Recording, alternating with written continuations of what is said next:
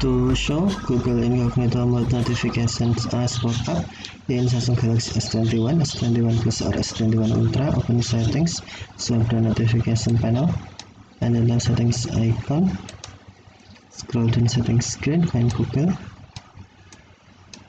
and then tap Google services, scroll down screen, and then tap search settings for Google apps. Select search, assistant and voice, and then tap notifications. Tap notifications again, and then you must turn on Google notification first. If Google notification is off, tap show notification switch until blue to turn on, and then scroll down screen, find incognito mode, and then tap incognito mode.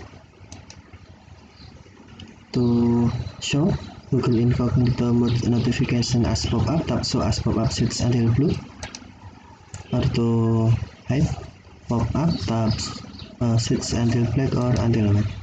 Okay, thank you for watching. Have a nice day.